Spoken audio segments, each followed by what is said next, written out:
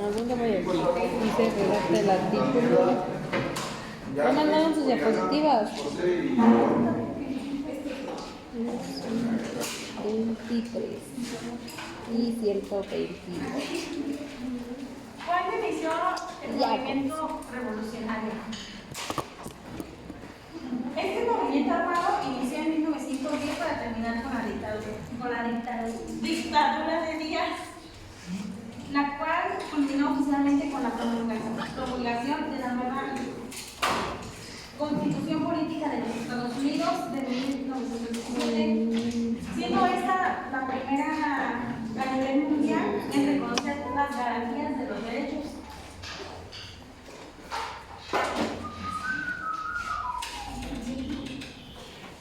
Bueno, antes de seguir, aquí quiero hacer un énfasis porque principalmente para extender este movimiento revolucionario, es la persona importante, Francisco I. Madero, donde lanza su plan de San Luis, donde la famosa frase de Porfirio Díaz, sufragio efectivo, no reelección, quiere realmente ponerla en práctica, o sea, en pocas palabras, quiere destituir a Porfirio Díaz, quitarle la dictadura, ponerse él como presidente y que acabe su gobierno, pues que no sirve para mucho. Y entonces por eso es que el 20 de noviembre de 1910 Francisco I. Madero lanza un plan de San Luis, en el cual, como ya les puedo decir, quiere mejorar las condiciones de vida, los trabajos de los obreros, los campesinos y destituir principalmente a Porfirio Díaz. Dentro de ello hay varias cosas que proclamó el movimiento revolucionario y el plan de San Luis que creó Francisco I. Madero. Tenemos lo que es la desigualdad social y la concentración de la riqueza. Aquí lo que pasa es que ya no quiere que solamente sea para unas personas, o sea las ricas, sino que ya sea en conjunto general para todos. No existía la libertad política porque, como veían, pues Díaz era un dictador y toda la política, según él, decía que nada más era él. Entonces, por lo cual quiso aumentar los demás poderes y descentralizar y poner en libertad el poder político. Despojo de tierras a los campesinos, todas las tierras que despojó Porfirio Díaz, obviamente pues regresarlas a sus campesinos y tener producción en ellas. Creación de los latifundios, que son las grandes extensiones de tierras, y el impulso de la educación superior, que disminuyó la calidad de la enseñanza popular. Como bien sabemos, en el porfiriato pues todas las personas eran analfabetas.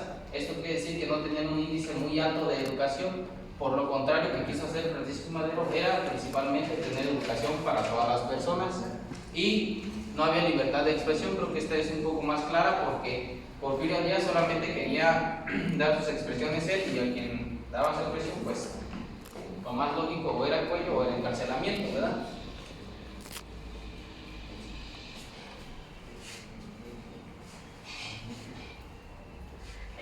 ¿Cuáles eran los grupos sociales que se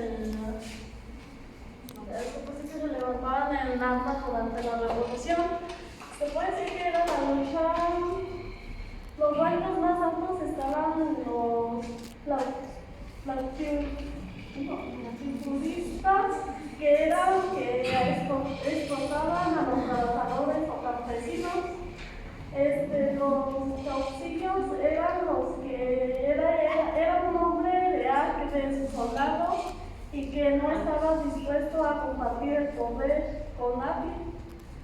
Y decía que los miembros de alto y los campesinos, tanto nacionales como extranjeros, se puede decir que eran pequeños que los hamburgueses, o por último estaban los campesinos y los obreros que vivían en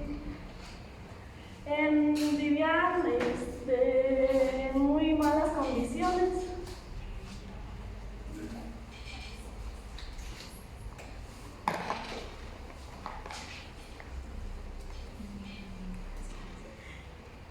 ¿Qué hicieron los grupos del movimiento revolucionario?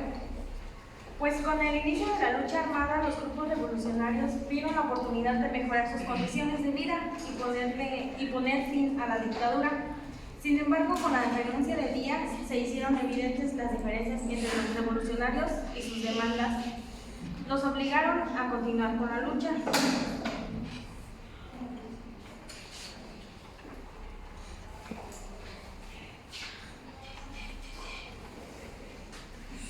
¿Qué personajes participaron en el movimiento revolucionario? Emiliano Zapata, líder militar campesino conocido como el Caudillo del Sur, dirigió el ejército libertador, impulsó la lucha social y las demandas campesinas y agrarias. Venustiano Carranza, político y empresario que decidió apoyar a Madero, el cual lo designó como gobernador de Coahuila y posteriormente como secretario de guerra. Tras el asesinato de Madero en 1913, proclamó el Plan de Guadalupe, en donde desconoce el gobierno de Victoriano Huerta. Francisco I. Madero, político y empresario, opositor del presidente Porfirio Díaz, que promulgó el Plan de San Luis con el lema sufragio efectivo, no reelección. Asume la presidencia de México tras la renuncia del presidente Díaz en 1911. Francisco Villa fue uno de los jefes más representativos de la Revolución Mexicana, uniéndose al movimiento maderista en 1910. Porfirio Díaz fue un político militar y dictador mexicano, un tipo que acumuló ejerciendo el cargo del presidente de México. Tuvo una extensión sin precedentes, llegando a los 30 años. Ahora les voy a mencionar las consecuencias de la Revolución Mexicana. Primero son unos 3.4 millones de vidas afectadas, o sea, que son unos 3.4 millones de personas que fallecieron cuando llegó la violencia de la Revolución Mexicana. El nacimiento del burócrata, o sea, la organización que recibe un poder público.